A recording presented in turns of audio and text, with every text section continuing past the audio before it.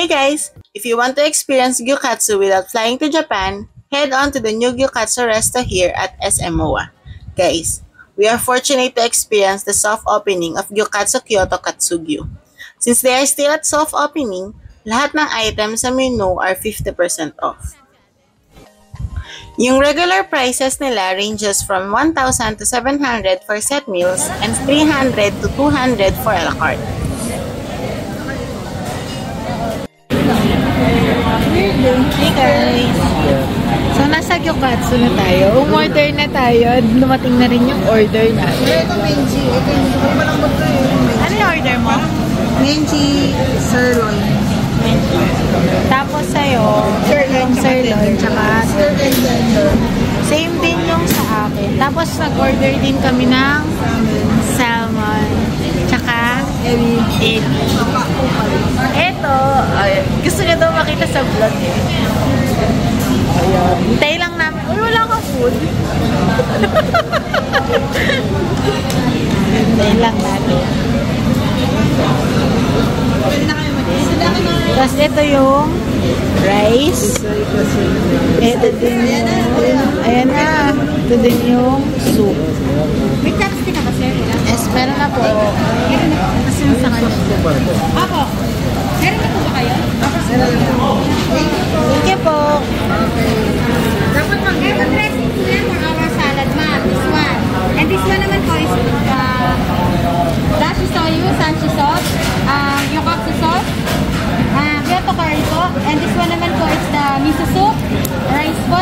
Sir, unlimited rice and vegetable po kami. If you want to repeat po, sabi lang po. Sige po. Thank you po.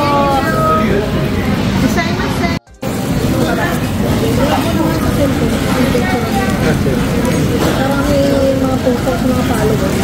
Ito yung soup daw. So, ito yung soup. Mukha naman yung miso soup nila. Tikman natin.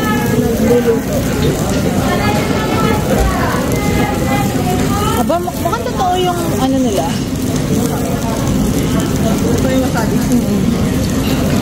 Masarap naman yung soup nila. May hint lang ng bitterness from miso. Pero masarap siya. Ito yung kanin. Yung curry nila yung matamis. Tignan natin. Tignan natin ng curry.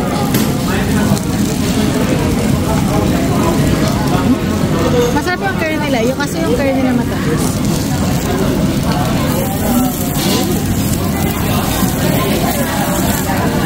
Medyo nanimikit lang.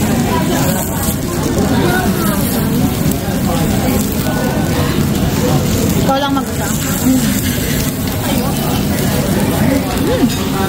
Kala mo? Tapos meron naman pala tayo. Ay, ito tingnan din natin. Ito yung gusto ni Pangit. Meron siyang kasama radish. Para din sa ito. Ay, may radish.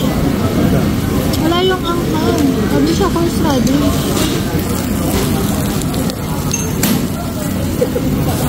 Pero it's masarap. Wala din guys. Worth it.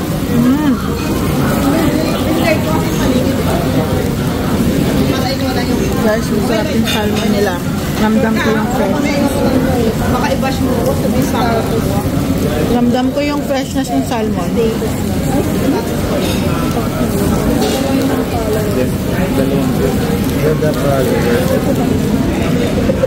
Natin. So, sasaw-saw lang natin dito.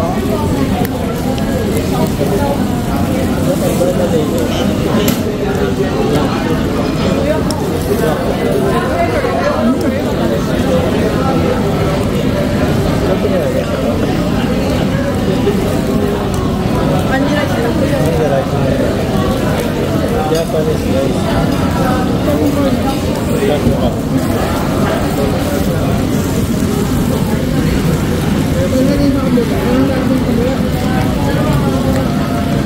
Medyo chewy lang yung sirloin nila. Pero, pwede naman. Sarap. Pero itong salmon nila guys, masarap. Sarap talaga. Tapos i-paired nyo nito. Itong lens, ito niloloto.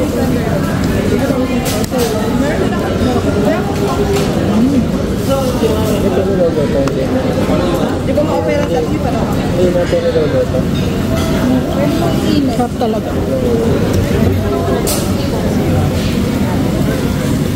Ano ba nito, sirloin? Try naman natin guys yung sa tenderloin. Wait lang, nagba-vlog takeover ako eh. Ako na ngayon yung traveling mouse ko. Ngayon natin. Parang totoo yung wasabi nila guys. Sarap din itong sauce nyo. Mukhang totoo. Tapos guys, meron din pala sila dito. Yung paborito natin sa Japan. Masarap po kuya. Paborito ko to guys. Ano?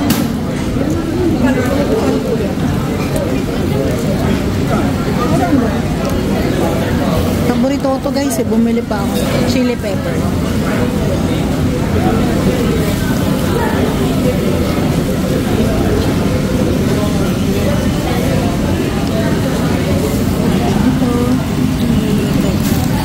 Bakit parang isa na marami? May katabi na kasi pinamuha kami na kumuha na dyan. Ito lang ako kunin kayo. Luto na yata to eh. Kuya, luto na ata to eh.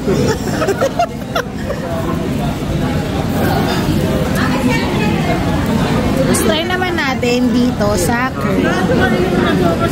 Matamis yung curry nila, pero pwede naman, pwede ko naman. Try naman natin. So, pwede dyan.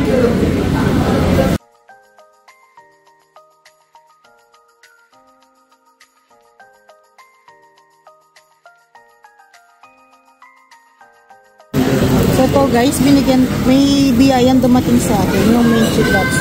Tikman naman natin kung masarap.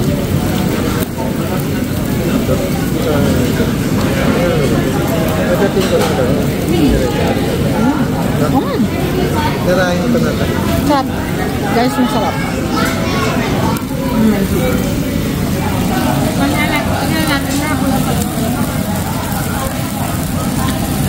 Patingin nung ano? Yung laman. Malaki na yung cream. Pag sinawsaw mo din sa tartar. Sarap. Sarap. Try. Thank you.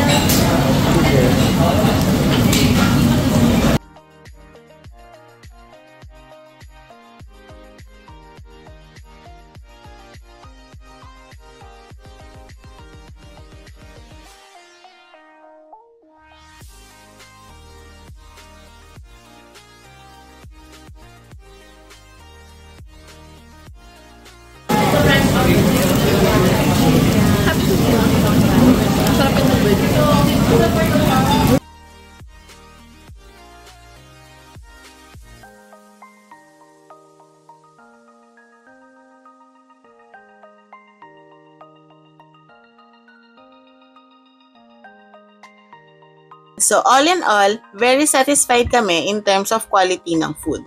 For the service, medyo natagalan lang yung pagdating ng order namin, but that's understandable naman since soft opening pa lang and very crowded yung resto. The staffs were very polite and courteous din. Siguro since soft opening pa lang, yung gamit mo to cook yung gyukatsu is currently by pair. So sharing kayo if you are on a group. On our case, 4 kami, so bali 2 yung nasa table namin. Pero all in all, even without the 50% discount, sulit yung ibabayad namin and for sure, babalik-balikan to. Pero masarap siya, no? The best, one of the best.